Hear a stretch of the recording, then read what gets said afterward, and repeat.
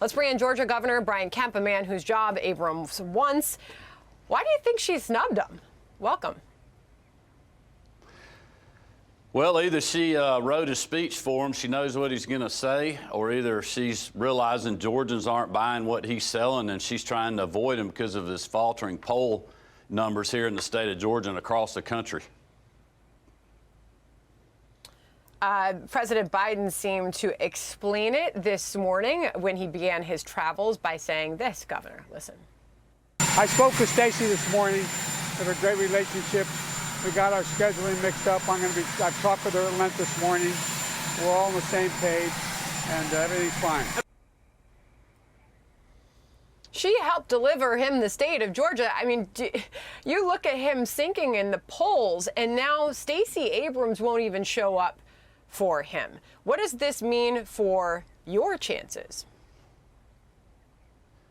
Well, look, we're going to keep running on what we've done in Georgia. You know, I was hoping the president and the vice president were coming to Georgia to celebrate the University of Georgia winning the national championship, or us perhaps having the strongest election integrity act in the country. But that's not what they're doing. They're selling the signature issue of Stacey Abrams and voter suppression and all these things that simply aren't true. And Stacey's now realizing that Georgians aren't buying that, and the numbers are faltering. And she continues to flip-flop on this issue. You know, she's been all in at times, and now she's avoiding the issue. She was pressuring Major League Baseball, the Players Union, to boycott the All-Star game because of the bill we passed. And then she said, oh, don't boycott. She's been against photo ID, voter ID before, and then she says she supports it in the federal legislation. But Georgians know what the truth is. They just want people to be truthful with them. Our bill makes it easy to vote and hard to cheat. In fact, when we passed this bill, we had early voting days, you know, 15, 16 days of early voting. Joe Biden's home state of Delaware had 0. It's not until this year that they're actually going to have early voting. So for him to come here and criticize our election law is just disingenuous. Yeah, and I know that you have said that he is there to push his campaign of falsehoods, but it's not just you. It's also the Washington Post, of all places, issued him 4 Pinocchios on that very issue, saying that somehow Biden managed to turn the expansion into a restriction aimed at working people, calling it among the outrageous parts of the law.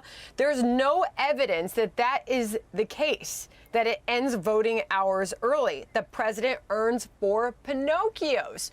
Why did he continue with this when it was highlighted as absolutely incorrect and a false narrative so many different times in his speeches?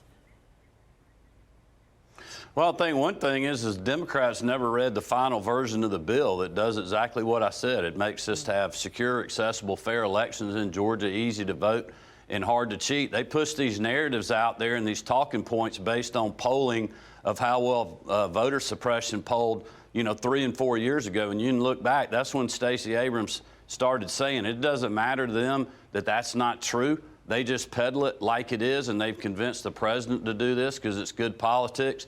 And I think it's like Senator Rubio was saying, you know, he's just trying to distract from other disasters. I mean, a federal takeover of elections, you know, federal mandates on vaccines and everything else, record high inflation, you know, punting on China, Russia. They're not even talking about. I hope they'll leave here and go to the southern border so the vice president can actually see what she's in charge of. I was down there Christmas Eve. I mean, the policies of this administration on illegal immigration has now turned into mass migration in our country.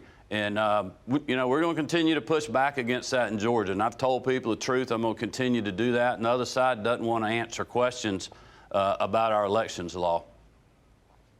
Real quick, the congressman from Wisconsin's 1st District was on with us earlier, Brian Style. Listen. Joe Biden is going to Georgia to continue to push the lie that Republicans are trying to restrict voting access. What Republicans are trying to do is instill integrity in our elections. Biden and the Democrats want to nationalize our elections. They want to gut voter ID. They want ballots to be counted 7 days after the election. It's exactly the opposite of what we should be doing. I mean, it's a blistering attack on what's going on here. And then to sum it all up, as you point out, the priority for this administration and for Joe Biden and Kamala Harris is to be there in Georgia today when we're all living through this pandemic surge that is happening, record cases happening in so many parts of the country, and so many other crises on their plate. A final thought from you, Governor, as I apologize, I should have started off with the congratulations on the victory first. Oh, well, thank you. Look, we're just going to continue to work hard and tell people the truth. The states have always had the constitutional authority to decide what their own election laws are. Look, there's states like Delaware and California and Illinois and other places that have laws that I would never want to be on the books in Georgia, but their state legislators have the ability to do that. We just believe that we should be able to do the same thing here in the great state of Georgia. We support simple things like voter ID, continuous counting, securing drop boxes, making sure that people aren't being harassed when they go vote, not having people stand in line a long time. And this bill addresses all those things, but also adds additional days for people to vote in Georgia early on the weekend. And they call that suppressive and Jim Crow 2.0. They're not being truthful. Georgia Governor Brian Kemp, we really appreciate you joining us today. Appreciate your time. Come back soon. Thank you. Hi, everyone. I'm Brian Kilmeade. I want you to do me a favor. I want you to click to subscribe to the Fox News YouTube page. This is the only way that I know for sure that you're not going to miss any great commentary, any great news bites, any great interviews coming your way on Fox. You can get it all here on YouTube. So subscribe right now.